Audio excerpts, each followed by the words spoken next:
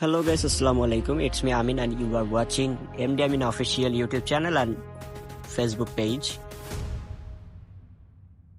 Welcome to my another vlog. আজকে আমি travel করছি দুবাই শারজা থেকে বাংলাদেশ ঢাকা টার্মিনাল 1-এ। সো ভিসার কিছু সমস্যার কারণে আজকে আমাকে যেতে হচ্ছে বাংলাদেশ ফেরত। আশা করছি সমস্যাটা তাড়াতাড়ি সমাধান হবে। এবং আজকে আমরা যে প্লেন দিয়ে আমরা যাচ্ছি সেটা হচ্ছে এয়ার অ্যারাবিয়া। ভিসার কিছু কাজের জন্য প্রায় 10 ঘন্টার উপরে আমার এয়ারপোর্টে থাকতে হয়, আর এয়ারপোর্টে থাকার পর আমি নিজেই ফ্লাইটে টিকিট বুক করি যে এখানে থেকে কোনো কিছু যেহেতু হচ্ছেই না, তো বাংলাদেশ আবার ফেরত যাই। ফেরত যাওয়ার পর আবার বাংলাদেশ থেকে ব্যাক আসবো ভিসা রিনিউ করে।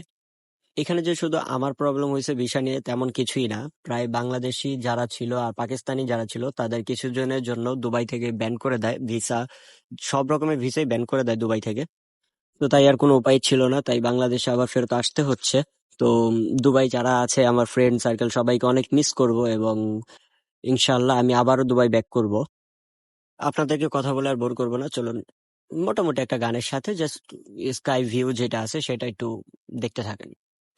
আমাদের ফ্লাইট ছিল প্রায় 4.5 ঘন্টার, আর সেখান থেকে দুবাই শারজা থেকে বাংলাদেশ এয়ারপোর্ট ঢাকা এয়ারপোর্টে ল্যান্ড করে আমাদের ফ্লাইট মাত্র 3 ঘন্টায়।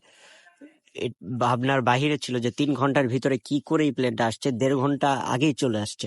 তো এর জন্য কিছুক্ষণ আমাকে এয়ারপোর্টের বাইরেও দাঁড়ায় থাকতে হয় আমার ফ্যামিলি আসার জন্য। আর আরো অনেক রকমের কাহিনী আছে, সেটা আমাদের নেক্সট ব্লগে আপনাদেরকে আমি সবকিছু বলবো আর সবকিছু দেখাবো।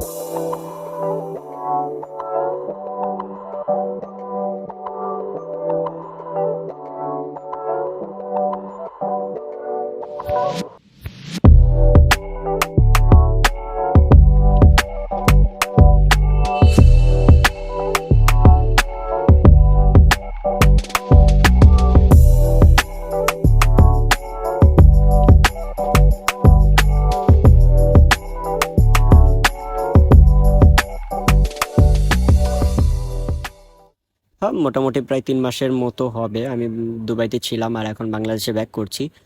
ইনশাল্লাহ আবার ব্যাক করব দুবাইতে। কিন্তু এই হচ্ছে বাংলাদেশের, অলরেডি বাংলাদেশে ইয়ারে আমরা চলে আসছি। কিছুক্ষণের মধ্যে ফ্লাইট ল্যান্ড করবে।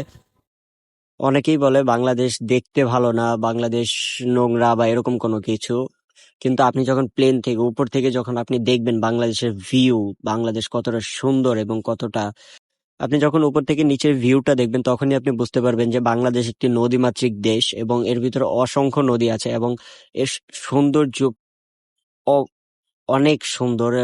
উপর থেকে ভিউটা অনেক সুন্দর, যা বলে বোঝানো যাবে না। ফ্লাইটে কিছু সমস্যার কারণে আমার সিটটা চেঞ্জ হয়। তো তার কারণে ভালো মতো ভিডিও বা কোনো কিছুই তেমন ভাবে নিতে পারিনি।